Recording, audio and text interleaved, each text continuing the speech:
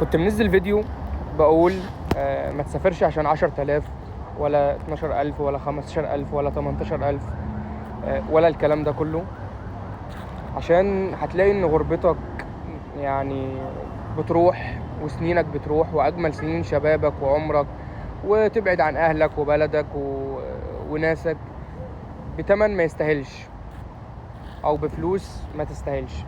فبعض الناس قالت لي في الكومنتات: يا عم انت بتحبط الناس، 15,000 كويسين خالص ان انا اوفرهم، طب هم فين؟ طب مش عارف ايه.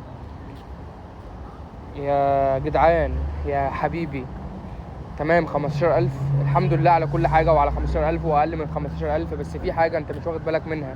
أنت لو اتغربت تمام وجربت اللي الناس بتعيشه واللي الشباب بتعيشه، لو اتغربت وجربت إن أنت تشتغل 3-4 سنين عشان بس تصب بيتك، أو 3-4 سنين عشان بس تجيب بيهم دهب، أو 3-4 سنين عشان بس تعرف إن أنت تشتري قرات أرض، أو تشتغل 5-6 سنين عشان بس تعرف ان انت تاخد لك شقة على قدها، هتعرف ان انت مش لازم ان انت تسافر عشان اي مبلغ.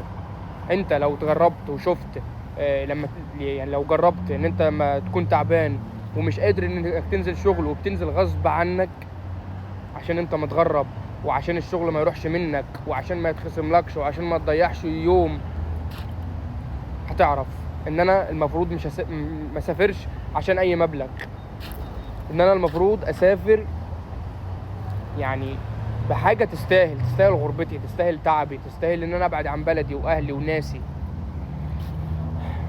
بص يا صاحبي، كل واحد بيحسبها بحاجه مختلفه، يعني كل واحد ليه وجهه نظر مختلفه.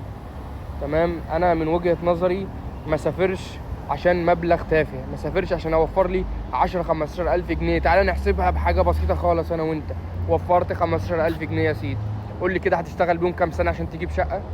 خليك يا عم هتجيب شقه كحيانه ب 600 الف ولا ب 700 الف، انا بقول لك كحيانه اهو. اضرب بقى، قول لي كده هتشتغل كام 500 سنه بقى عشان تجيب شقه كده بال 15 الف دول؟ هتوفر في السنه كام؟ 150 الف.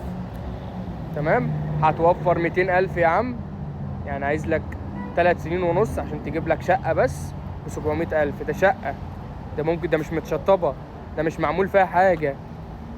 تمام، ايه؟ احسبها كده يا صاحبي وانت هتلاقي ان انا كلامي صح. انا مش بحبطك ولا حاجة، انا بقول لك بس احسبها صح. احسبها صح من واحد مجرب. اسأل اي واحد متغرب وهيقول لك ما تسافرش